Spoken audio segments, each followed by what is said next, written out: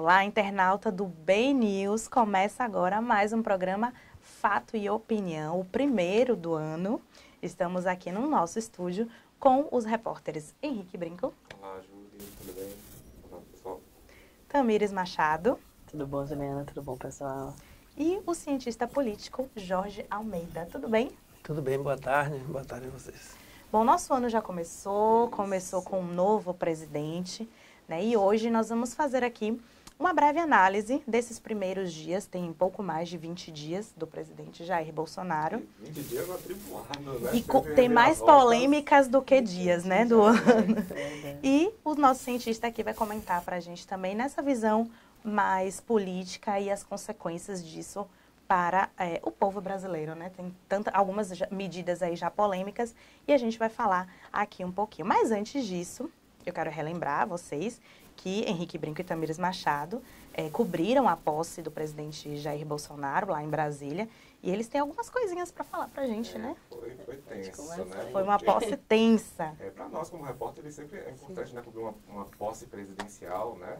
Ainda mais, né, sem aqui revelar preferências partidárias. Eu acho que o Bolsonaro é uma figura, né, histriônica, uma figura histórica realmente, né? Se ele fizer um bom governo ou um mau governo, ele vai entrar na história realmente. Então, foi um momento muito importante, mas infelizmente, né, foi muito restritivo, a gente não teve acesso aos políticos, né, o esquema de segurança foi muito grande, então foi algo que realmente decepcionou, mas a gente conseguiu, né, trazer muitos furos, né, do Bem News, foi muito importante. Conseguiram salvar a cobertura. Como o Henrique colocou, claro que é importância imensa, né? Cobrir e trazer. E a nossa ideia, quando a gente foi, é trazer a visão e o que isso queria representar aquele momento para a Bahia, né? Então, regionalizar mais aquilo, eu acho que a gente conseguiu mostrar um pouco como é que estava o ambiente em Brasília e tudo. Mas, realmente, o esquema de segurança foi muito forte. E, assim, coisas consideradas um pouco extremas, né? Esquisitas. Por exemplo, maçã virou arma branca. Você não poderia, como a gente não pôde levar alimento, e não tinha onde comprar alimento lá, então... Até porque vocês não poderiam sair, né, do cercadinho que vocês estavam ali. Foi um cercado de 8 da manhã até quando começou a posse, que foi 14h45, por volta de 15 horas, né, foi quando começou. Tinham alguns outros jornalistas que estavam em outros lugares, que só ia começar a partir das 17, então... Ainda assim, eles ficaram desde 8 da manhã. Então, assim, como não tinha lugar para alimentar e tudo, até a própria assessoria mandou um e-mail antes pra gente, não foi dizendo, não, leve comida e tudo. E aí, quando a gente chega, acho que na segunda barreira, eles tiraram até as águas que tinha na nossa... A gente levou uma mochilinha com água, com sanduíche, algumas coisas. E aí foi sendo tirado, assim, tudo. Foram várias barreiras, né? As nossas mochilas sempre foram inspecionadas. E em determinado momento até proibiram a gente de ir no banheiro. Né? Nós ficamos naquele salão nobre, né? O Salão Negro, logo da entrada do Congresso Nacional. Né? Um cercadinho mesmo, né? Como se fôssemos animais, alguma espécie, né, ameaçadora. E gente de outras emissoras, né? Jornalistas importantes também. Tal, internacionais também. E todos ficaram no mesmo ambiente, né? Porque eu lembro que no credenciamento a gente definiu, né, onde cada repórter poderia ficar. Então tinha locais que poderiam ficar específicos, né? Salão verde, salão negro. E acabou que todo mundo ficou no mesmo lugar, né? Junto no mesmo lugar. Não teve esse acesso a outros locais. A sensação que a gente tinha, até para ir em algum lugar, teve um momento mesmo que a gente precisou beber água, que tiraram a água das nossas mochilas e não tinha água perto. E aí, pra gente ir em algum lugar, tinha que vir um dos assessores, né, que estavam na equipe, com a gente até o local. E assim, todo mundo te olhava de uma forma que parecia que você estava assim, em um ambiente de guerra e você era o suspeito. Todo mundo era suspeito. E todo mundo era suspeito. As pessoas te olhavam assim, eu falava, Henrique, gente... Que, assim, a gente foi a nossa primeira posse, só que a gente teve muito contato com jornalistas veteranos, que inclusive fizeram artigos depois sobre isso. E a opinião é a mesma, assim, gente, o que é isso, assim, por quê? Tanta coisa. Claro que tem que ter um esquema de segurança, assim, principalmente por conta do atentado que o atual presidente teve, mas eu acho que tem certas coisas que beirou o exagero, assim. E uma coisa que eu não entendi é o seguinte, o Bolsonaro, ele deu um gesto de humildade, assinando lá o termo de posse com uma caneta popular, de preço popular de 50 centavos, mas fez um esquema de segurança absurdo, né, caríssimo, né, com todas as tinha forças, sniper, tinha né, um esquema realmente de Pesado, cinematográfico. Então a gente não entende, né? Por quê? E a gente conversou até muito com motoristas de táxi, onde andou muito lá de Uber, de táxi. E a gente aproveitava para conversar com essas pessoas mesmo que estavam ali transitando o tempo todo. E a sensação é essa, eu nunca vi isso aqui em Brasília dessa forma. Muitas barreiras, o que atrapalhou no trânsito também. E coisas assim, realmente, que cenário similar de guerra. Adesão, né, também, né? O Boca News até mostrou, né, imagens, né? Os campos lá que foram separados. Eu acho que o povo desistiu de ir, né? Porque era tanta dificuldade. E era uma expectativa muito grande, né? De um Poderia público... ser uma das maiores posses em relação a número de pessoas para participar, mas que foi muito aquém daquilo que foi esperado, né? Mostram isso, né? A gente tá falando, chegou aí uma deputada aí falando aí coisa Verdade. Mas tem imagem provando que estava vazio o campo, entendeu? Para além desse esquema de segurança, né, o que o senhor acha dessa dificuldade em ter acesso da própria imprensa, né, que está ali para fazer um trabalho até legal, né, pontuar coisas legais do presidente da posse? Por que esse esquema tão grande de segurança? Seria só de segurança ou teria alguma outra coisa por trás disso? Olha, eu acho que, na verdade, esse esquema de segurança não teve o objetivo de gerar uma segurança para o ato da posse em relação aos jornalistas em particular. Eu acho que é mais uma construção simbólica para preparar um governo mais repressivo em geral. Mandar um recado. Então, mandar um recado não. Primeiro, criar uma imagem de que é um governo que está sob risco, um presidente que está sob ameaça, não é? Sempre tem alguma coisa ameaçando de atentados, etc, etc, para com isso justificar medidas repressivas e medidas de fechamento de informações. Você vê que hoje mesmo sai uma nova medida, né? É do governo ontem ou hoje, assinada pelo vice Mourão, já ampliando a possibilidade de você ter decisões secretas, consideradas top secretas, por pessoas de cargo de segundo escalão, terceiro escalão. Tudo isso eu acho que faz parte de uma política de diminuição da transparência política e, portanto, de diminuição do controle social sobre o governo. Então, mais repressão, mais fechamento de informações. As medidas já tomadas, tem medidas sendo tomadas para fechar informações de controle sobre a Receita Federal, na verdade, liberando mais a possibilidade de descontrole, né, que é a medida necessária para a Receita Federal. Assim também,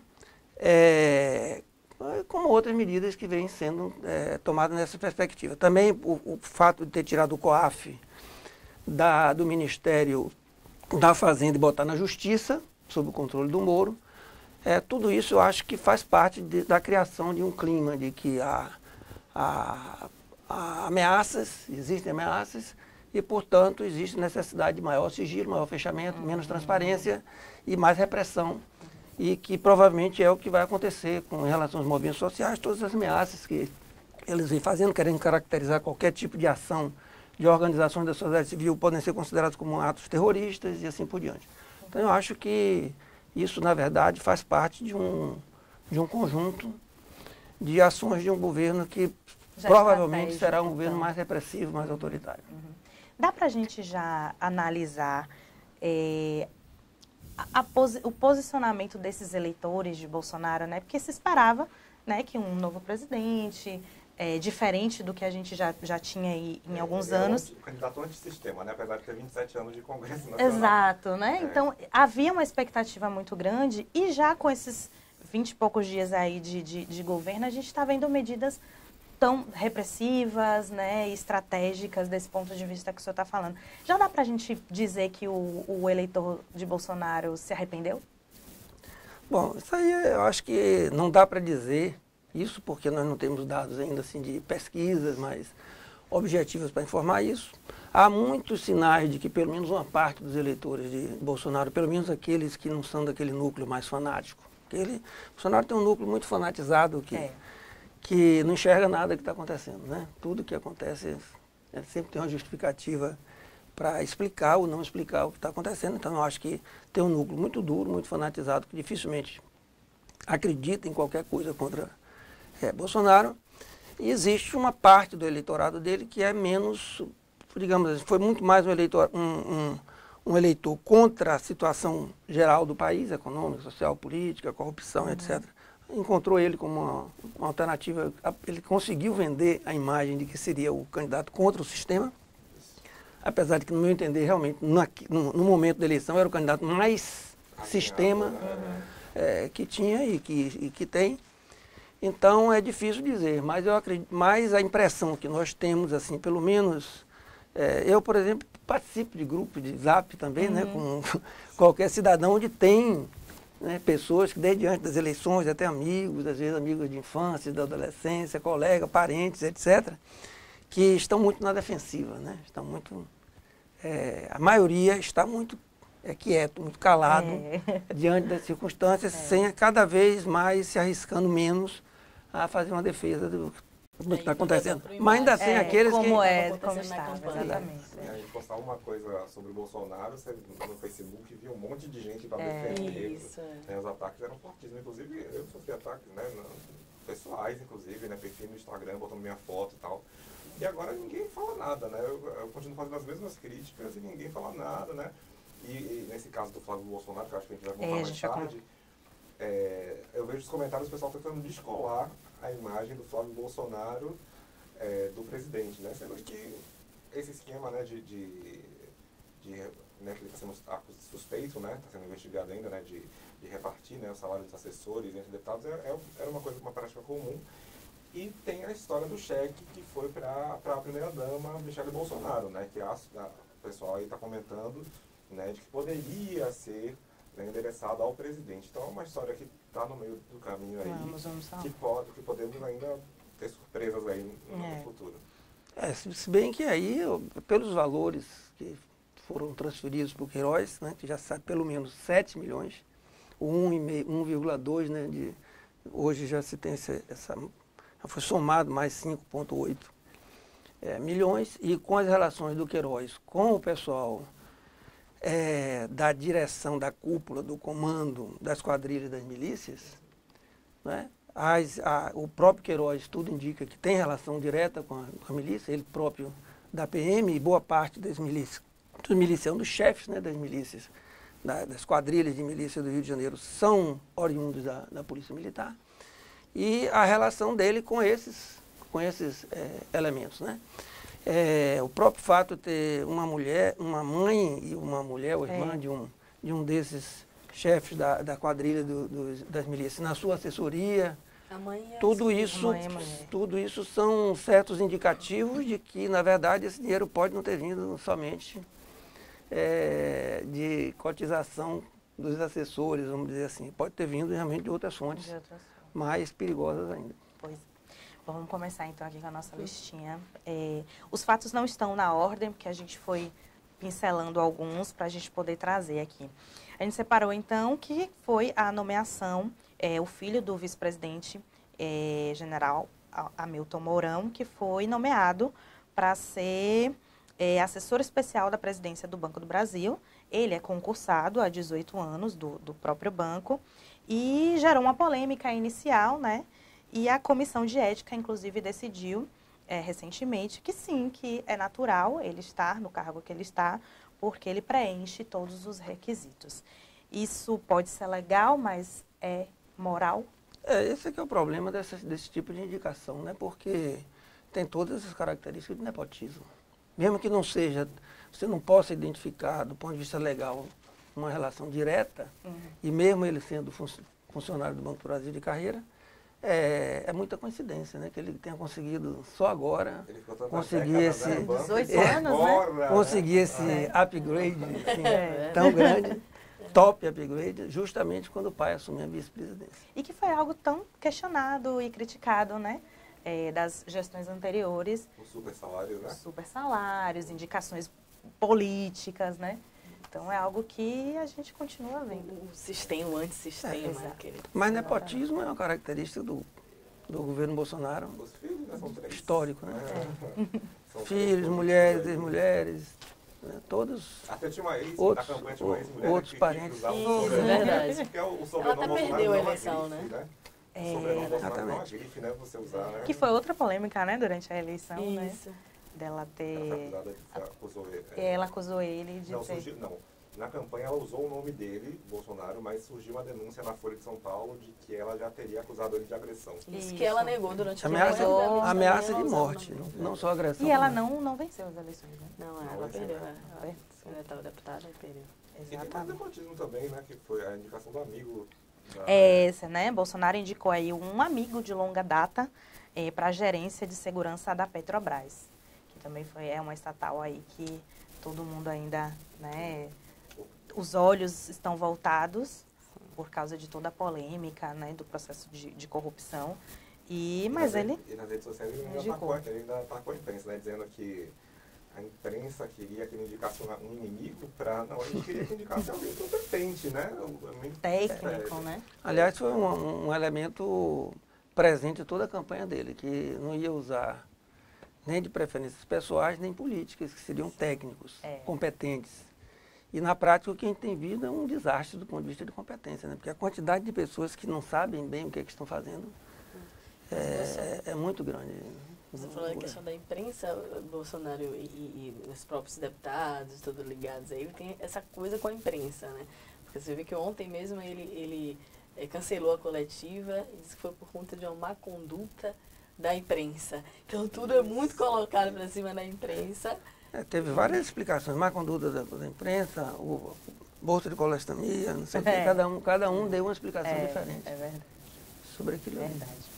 Bom, e aí também teve a declaração, né, que acho que foi a que tomou mais parte da imprensa nos últimos dias, a declaração da ministra da Mulher, Família e Direitos Humanos, Damares Alves, entre algumas, né, porque ela não foi só essa não, mas uma das que deu mais visibilidade aí, que ela afirmou que é inaugurada agora uma nova era no país, em que menino veste azul e menina veste rosa. Causou polêmica, causou memes, causou campanhas, manifestações. Tivemos aqui na Bahia também manifestações, né? Então, uma das polêmicas foi essa também da ministra. Ela quer ensinar o pessoal a se vestir agora? Né? Cor define, Não, cor define gênero. Tem uma imagem dessas que circulou aí nas redes sociais, de que ela chegou para fazer uma compra no shopping vestida de azul. E o vendedor questionou como é que a senhora está aqui de azul, tá, foi uma confusão. Mas eu acho que realmente a ministra Damares é um dos exemplos desse ministério assim, de coisas incríveis, né? De algumas concepções e declarações públicas de ministros quase delirantes, né? Então, no caso dela, teve a de que ela viu Jesus na Goiabeira, né? Tem um ministro das Relações Exteriores que disse que globalização era a invenção do marxismo, não é isso? E tem o ministro do meio ambiente que disse que o aquecimento climático também era a invenção do marxismo. E tem o guru máximo, né, filosófico do governo, que é o Olavo de Carvalho, que defende que não é a Terra que gira em torno do Sol, é o Sol que gira em torno da Terra, que ele está voltando 500 anos atrás, antes de Galileu Galilei. Então, e tem realmente, as comparações, essas que coisas até incríveis a gente mesmo. Né? apontou aqui mais para frente, que é o ministro da Casa Civil, Onyx Lorenzoni, que comparou o risco a uma criança de ter arma em casa com o risco de se machucar com um liquidificador. Esse realmente... Tudo mesmo, são comparações assim bem... Realmente Realmente eles combinam, assim, né? Cada semana vai dar uma declaração polêmica. É bom que rende pra gente, né, na imprensa. Essa do liquidificador realmente é incrível, porque tem dados que morrem crianças por acidente com arma dentro de casa, em torno de 600 por ano. E nunca morreu nenhuma criança com acidente com liquidificador. Certo? Talvez possam, ou quem possa talvez criar mais acidentes, seja não liquidificador, mas os chuveiros elétricos, né? Tem um parente do Lorenzoni que é um chuveiro elétrico, certo? Que o chuveiro serve para fazer lavagens de muitas coisas. E eu acho que foi o Macaco Simão que comparou, né? Disse que ele parecia, mas não, aquele ministro com o nome de chuveiro elétrico. Então aquele ministro com o nome de chuveiro elétrico. Então eu acho que os chuveiros elétricos são mais perigosos, certo? Inclusive com essa função de fazer lavagens, porque ele próprio, né, no mínimo duas 2 casos de Caixa 2 e que o ministro Sérgio Moro disse que não tinha problema porque ele já se arrependeu, entendeu? Então não tem problema. Que é outra polêmica, né? Que foram as nomeações, justamente, né? Toda a campanha de Bolsonaro batendo na questão de pessoas que estão envolvidas em operações da Polícia Federal, no geral. Tem vários ministros e outras pessoas em cargos importantes que estão envolvidos com algum tipo de acusação, suspeita, processos. A começar pelo Paulo Guedes, que tem acusações de manipulação de informações privilegiadas e enriquecimento por conta disso, no meio de especulação, ele como banqueiro. E que é, na verdade, uma peça-chave do governo que está meio na moita, aí, no meio dessa confusão toda. Porque na verdade, está sendo de alguma maneira preservado, porque ele é uma peça-chave, né? Ele não está aparecendo muito. Mas é uma peça-chave do que eu acredito que é o mais importante da política de Bolsonaro, que é de arroxo dos servidores, corte de verbas para políticas sociais e maior destinação de recursos para os banqueiros, né? Porque essa política do governo ela vai favorecer mais a especulação financeira, vai favorecer mais todo um processo de privatização, né, do Estado em geral e de privatização de empresas. Então, o Paulo Guedes, na verdade, é uma pessoa-chave e ele é uma pessoa que está comprometido com isso. E você veja que, se fôssemos levar em consideração os critérios que foram usados para os governantes anteriores, de que uma contribuição financeira legal ou por Caixa 2 para algum político e uma medida política que ele toma depois, favorável a essa empresa, tipo uma empresa que dá uma contribuição e recebe uma licitação, como uma empreiteira, se você verificar, por exemplo, o próprio Onix Lorenzoni, que recebeu contribuição de empresas, de fabricantes de armas, por exemplo, e o governo depois aprovou a liberação, praticamente a liberação, né, da posse de armas, tem tudo a ver, né? Quer dizer, você tem investimento de empresas que mais vai ganhar, na verdade, com esse procedimento de liberação da posse de armas, são as empresas fabricantes de armas e que financiaram boa parte dessas bancadas que estão aí, inclusive o próprio Lorenzoni. Então, mostra toda essa imbricação suspeita a priori, né? Suspeita entre os parlamentares e entre os membros dirigentes do governo com essas empresas que serão beneficiadas por essas políticas. Então, realmente, a situação, desse ponto de vista geral, ela é bem complicada. E essas contradições, né, aí já começa um governo com tantas contradições do que foi se falado na campanha. Isso pode tornar o governo, né, a médio ou até a curto prazo desacreditado? Assim, tem uma consequência muito maior? Ou você acha que essas contradições... No Congresso, por exemplo. No Congresso, por exemplo. No Congresso nós já tivemos um primeiro momento das contradições, né? Tivemos aí na semana passada o problema dessa bancada que foi para a China, né? Sem conversar com o próprio Bolsonaro. Sim, não, porque o Bolsonaro passou a campanha toda fazendo uma campanha anti-chinesa. Ele fazendo uma campanha de denúncia de que a China estava não somente comprando coisas no Brasil, mas que estava comprando o Brasil e que era destrutiva, etc. E que ele ia acabar com isso, né? Porque as relações construídas com a China pelos governos anteriores, do PT e pelo próprio governo do Michel Temer, teriam sido relações de opção ideológica e não de interesses realmente comerciais. A opção, portanto, porque a China é comunista, o PT... A China seria comunista, eu nem acho que é isso tudo. Que o governo do PT seria de esquerda, eu também nem acho que é isso tudo, mas eles criaram toda essa simbologia, né? Então era uma opção ideológica. E então ele veio fazer esse discurso todo da mesma maneira que a questão da embaixada, né, da transferência da embaixada do Brasil em Israel para Jerusalém, que foi também... Ele está querendo recuar já, né? O problema é esse. O problema é que um dos principais setores do grande capital que sustentaram a campanha de Bolsonaro é o agronegócio. Exatamente. E quem mais ganha dinheiro com a China é o agronegócio. E quem mais ganha dinheiro com os árabes é o agronegócio. Quem mais vende para a China é o agronegócio. Quem mais vende para a Arábia Saudita e os outros países árabes como um todo é o agronegócio. Então o agronegócio não vai querer trocar discurso ideológico, ou melhor, trocar os seus lucros por discurso ideológico. Então, realmente, essa é a ida desse grupo de parlamentares do partido de Bolsonaro à China, na segunda semana de governo, foi uma coisa muito provocativa. Claro, eles foram convidados pelo governo chinês, claro, porque o governo chinês está tomando precauções para poder evitar que aconteça um seguidismo em relação à política do Trump, né? O Bolsonaro atrás do Trump criando essas dificuldades, mas eu acho que a maior dificuldade que ele vai ter para aplicar essas políticas é justamente a sua base econômica principal, base social dos grandes capitalistas do setor de agronegócio, da mineração, porque não somente eles vendem essas mercadorias, como eles têm interesse que a China invista mais no Brasil no setor de infraestrutura, né? Estradas, rodoviárias, ferroviárias, portos, aeroportos, etc., para reduzir o custo de produção e para também facilitar o processo de escoamento da produção.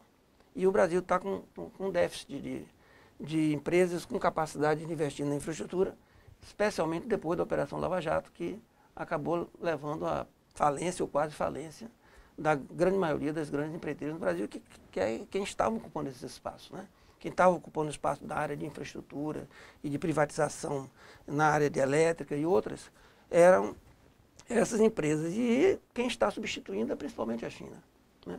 E isso não aconteceu por um problema de opção ideológica de governo nenhum. Aconteceu porque é a China que está com mais capital disponível para fazer esse tipo de investimento. A minha dúvida é uma dúvida mesmo, assim. O que o Brasil teria a ganhar com essa sinalização anti-China e mais Trump, assim? O que o Brasil teria a ganhar nesse sentido? Na sua visão, tem algo que o Brasil poderia, alguma vantagem que o Brasil poderia obter maior em relação com essa parceria maior com os Estados Unidos?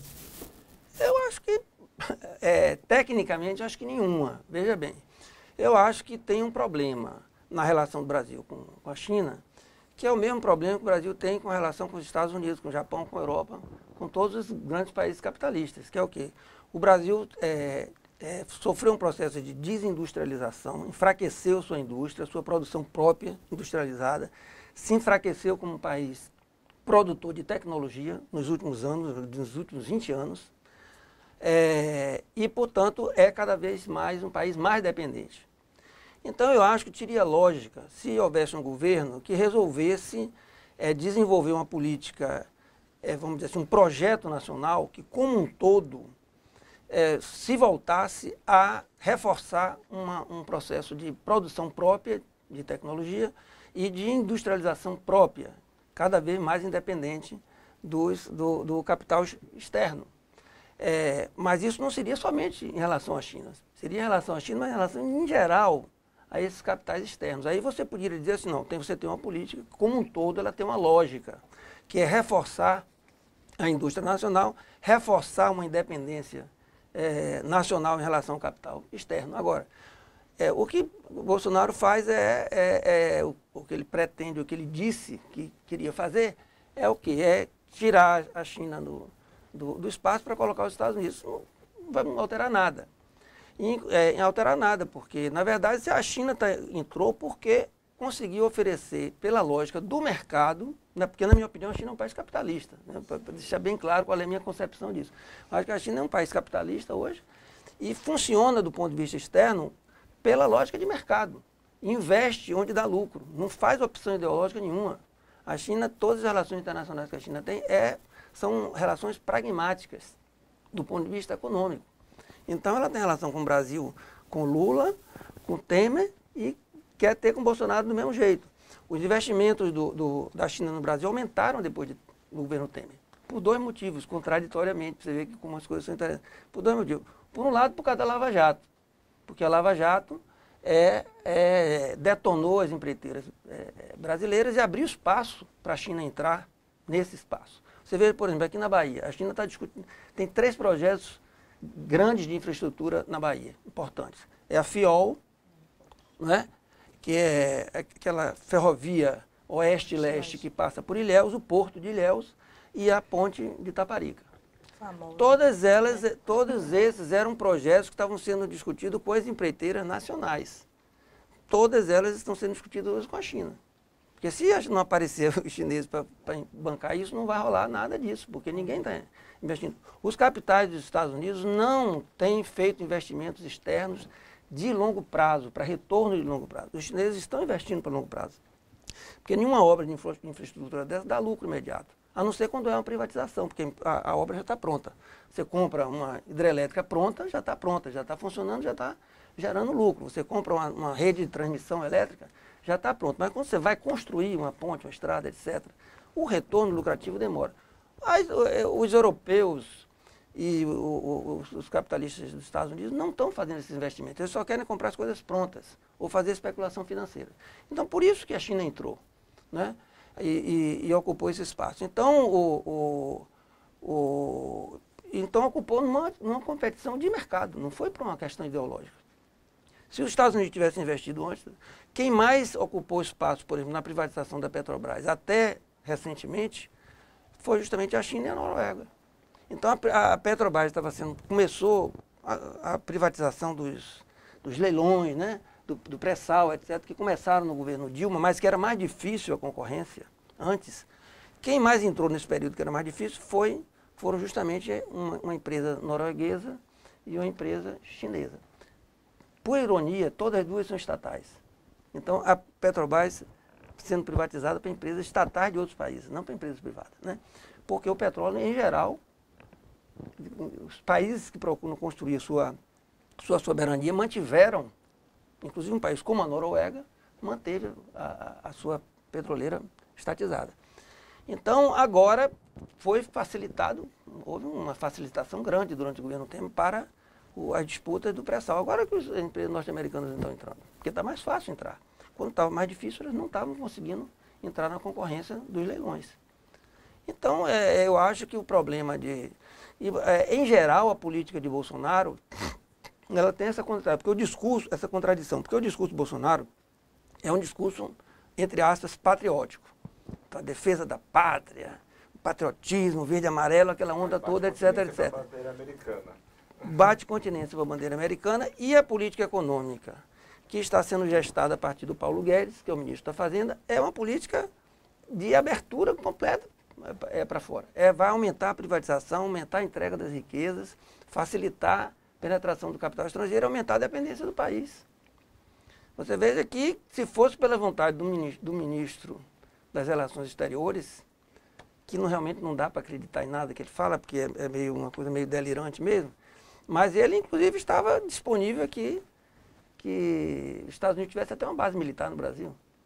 Certo? Imagina a loucura, né? Então, nessa questão de guerra e tudo mais. Sim. E também falando que podia intervir militarmente na Venezuela, etc. Obrigaria a Rússia também a ter uma base, né? Seria uma briga.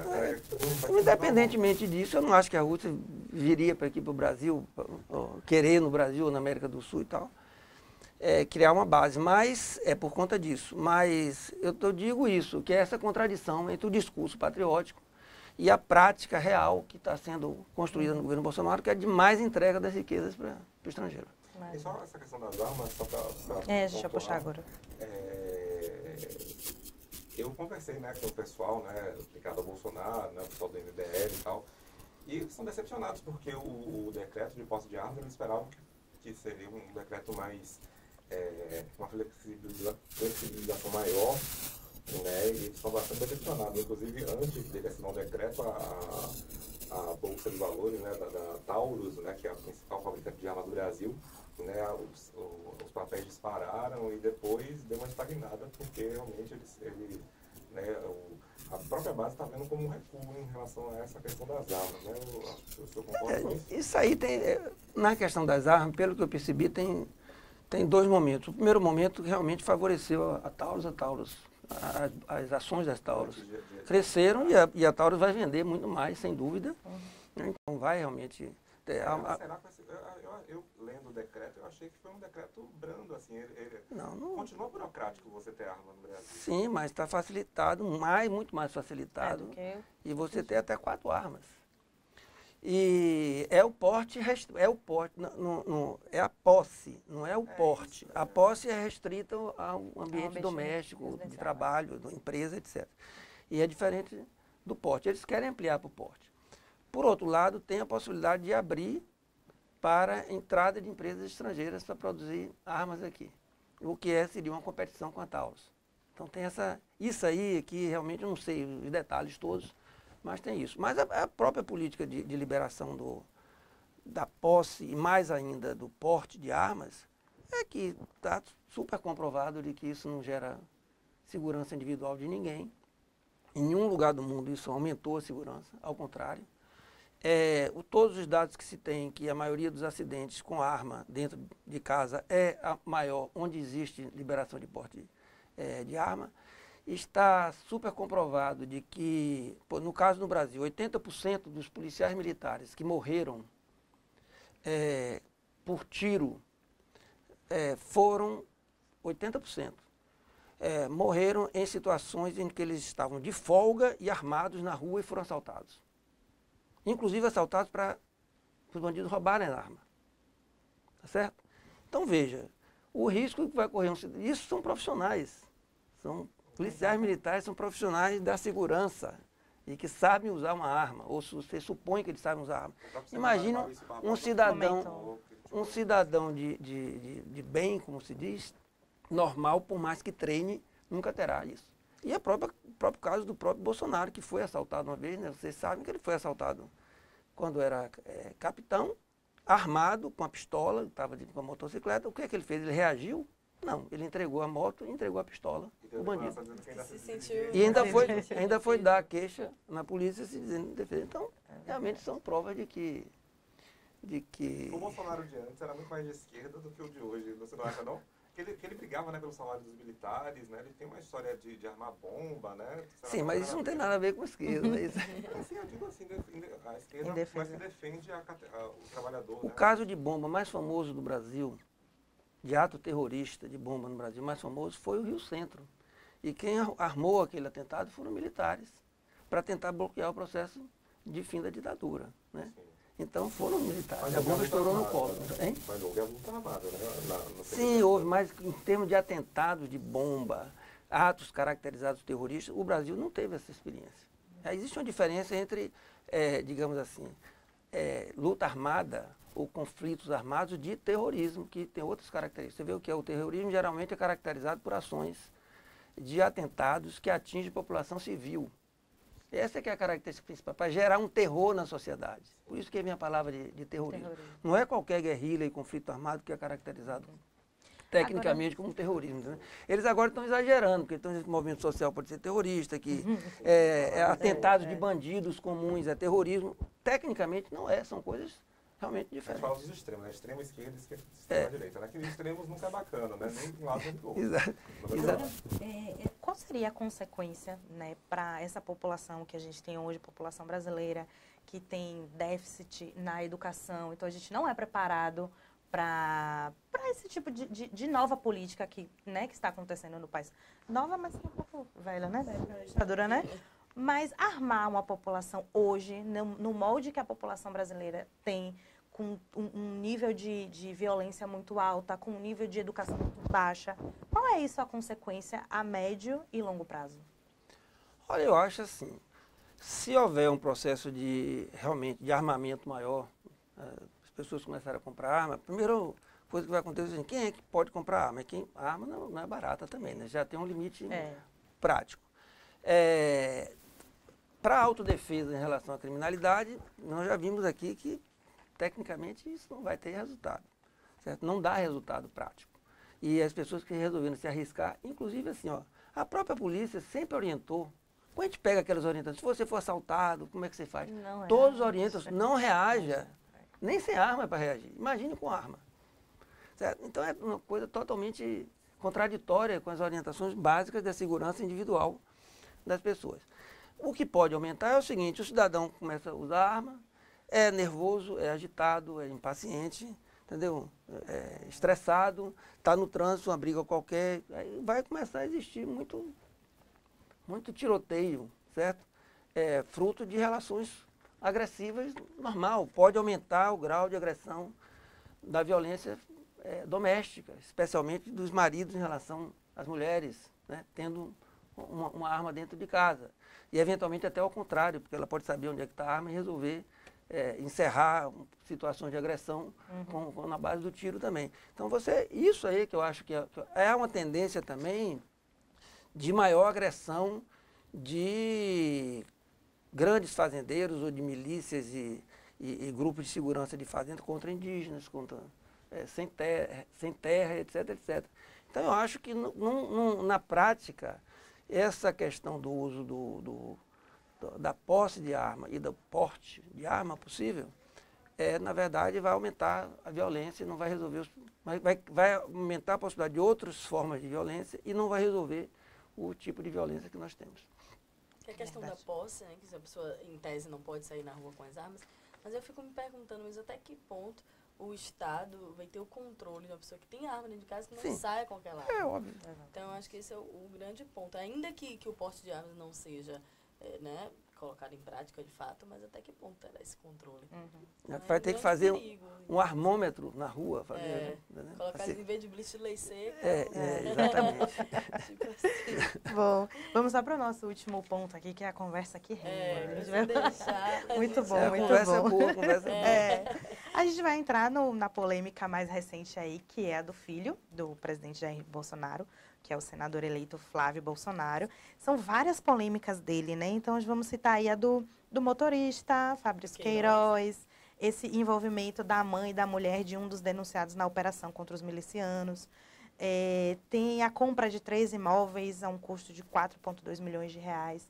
Então, o que essa proximidade, né? Um filho do presidente envolvido em tantos casos, em casos diversos, que isso afeta diretamente no governo, né? Porque o que eles estão colocando agora é que não. O filho é uma coisa, o governo, o presidente é outra, totalmente diferente.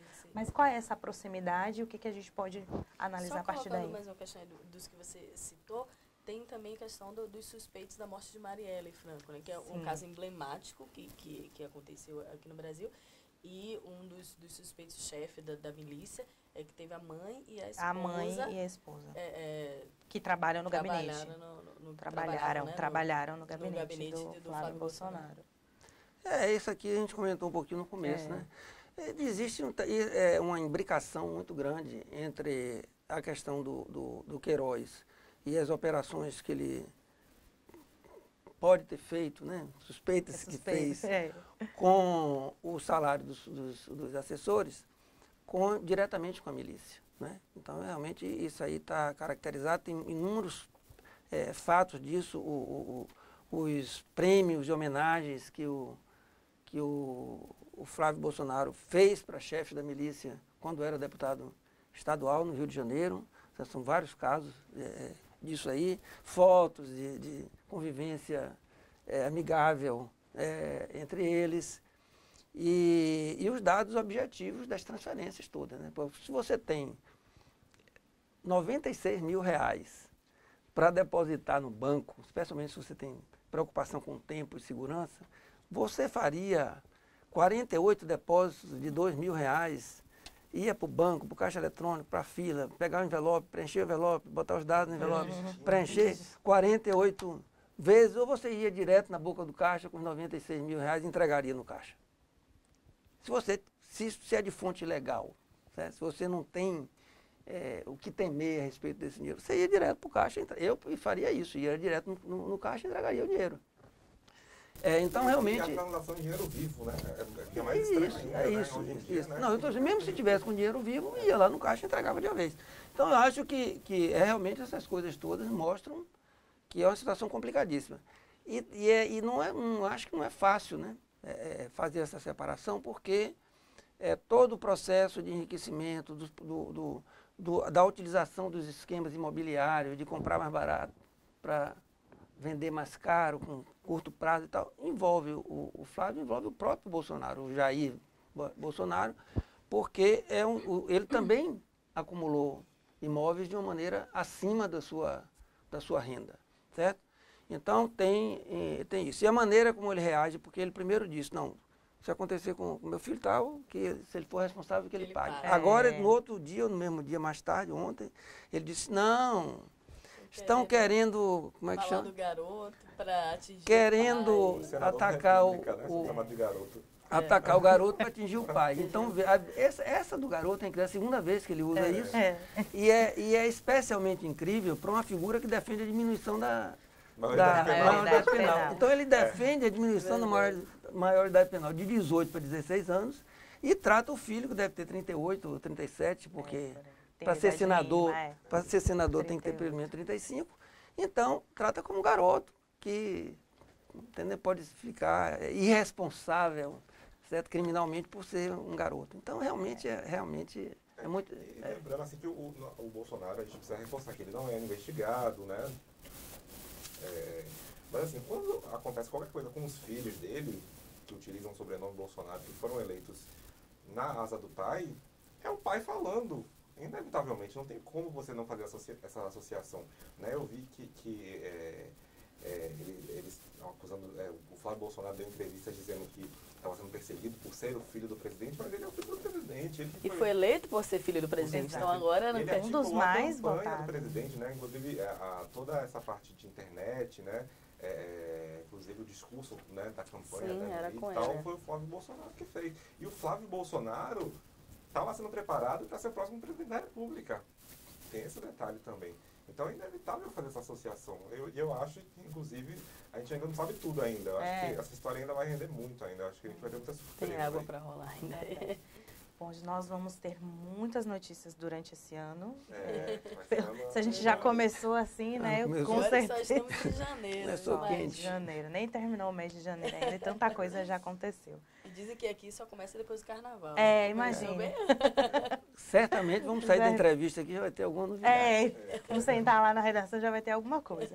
Queria só que o senhor fizesse rapidamente, porque a gente já está, né, estourando o tempo do programa, mas qual a sua expectativa aí para esses próximos anos do governo Bolsonaro? Rapaz, a gente não sabe nem quantos anos vai ter, né? Na verdade, essa altura dos acontecimentos, pela quantidade de crises já exageradas. E sobre se realmente ele e sua equipe vai ter condições de gerir isso tudo, né? Então, realmente é difícil você criar qualquer expectativa. Eu acho assim, com certeza será um governo que vai fazer um esforço grande para poder enriquecer mais os que são mais ricos, né? mais potentes. Assim. É o governo, como a gente comentou aqui, mais sistema que a gente teve ultimamente, mais identificado realmente com o sistema, com os interesses mais profundos das grandes empresas nacionais e estrangeiras, dos banqueiros, do agronegócio.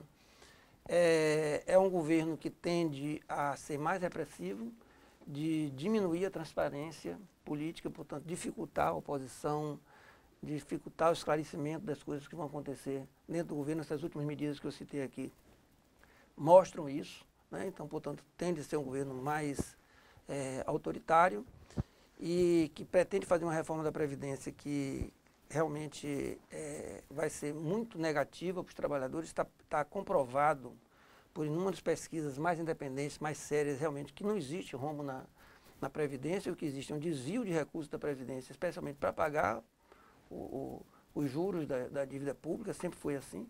Né? Tem cálculos que mostram que em nenhum dos últimos anos houve déficit, houve uma diminuição do superávit, mas não houve déficit. E mesmo dentro da Previdência, se você for separar por setores, os setores mais, realmente onde existe um déficit, ou seja, onde a contribuição é menor do que o retorno dos aposentados, são justamente aqueles setores que não serão atingidos pela reforma que ele pretende fazer, que são os militares, que são os juízes, que são os procuradores, que são os políticos, certo? De cargos eletivos, deputados, senadores, etc. São os que não serão atingidos, ou serão atingidos de uma forma muito superficial, uma maquiagem aí para poder disfarçar. E são justamente esses setores aqueles que a gente pode dizer que contribuem menos do que recebem. Especialmente os militares, porque recebem. Eu estava lendo outro dia uma coisa impressionante. Acabei saindo com a impressão que o Brasil é o país que tem mais general no mundo, porque são milhares de generais que existem no Brasil aposentados. Porque, pelo critério que eles criaram, todo coronel, todo militar é aposentado com uma promoção. Ele se aposenta, se ele é coronel, aposenta como general. Se ele é capitão, aposenta como major. Se ele é major, aposenta como coronel. E recebe a aposentadoria pelo último salário. Ao contrário de todo mundo, inclusive dos outros servidores públicos. Muitas vezes vem um ataque ao servidor público em geral, mas o problema não é o servidor público em geral. O problema é dentro dos servidores públicos, esses setores que eu citei aqui. É juiz, é promotor, é político, profissional, é parlamentar e são os militares. Sem falar também que, no caso dos militares, essa aposentadoria é transformada em pensão para a viúva, para as filhas, inclusive filhas adultas com 60, 70 anos. Vitalício, essa pensão. Então, aí, eu acho que o que vem realmente o que eles pretendem fazer é isso. Tá certo? Eu acho que se der certo o que eles pretendem fazer, o Brasil vai sair um país mais pobre e o povo vai sair mais pobre dentro de um país mais pobre. Eu acho que é isso que vai acontecer. E mais pobre, mais dependente, menos democrático e mais autoritário. Bom, ainda vamos manter a esperança, né? Depois vamos manter. As coisas podem acontecer ainda, né? Esse novo Congresso pode aprovar a reforma da Previdência. Juliana odeia quando eu faço as últimas perguntas, assim, no final. Já olha rapidinho, assim. esse novo Congresso, porque a reforma da Previdência, vários presidentes tentaram aprovar e ninguém conseguiu. Esse novo Congresso, né, com muitos parlamentares do primeiro mandato, eu só acho que consegue aprovar. Agora foi tirado das primeiras metas de governo que o Onyx apresentou ontem, a reforma da Previdência foi tirada dessas 35 primeiras metas. Eu acho que eles vão conseguir fazer, porque é uma coisa capenga. Assim, o tamanho e a profundidade da reforma não dá para a gente dizer hoje, porque vai ter muita movimentação, resistências, mobilizações, etc. Parte dos parlamentares dependem do voto daqueles que estão mais conscientes e têm uma certa observação sobre como eles vão se comportar na hora de votar sobre direitos desse tipo. Então não dá para a gente dizer exatamente o tamanho e a profundidade da reforma, mas eu acho que eles vão fazer um esforço grande para viabilizar.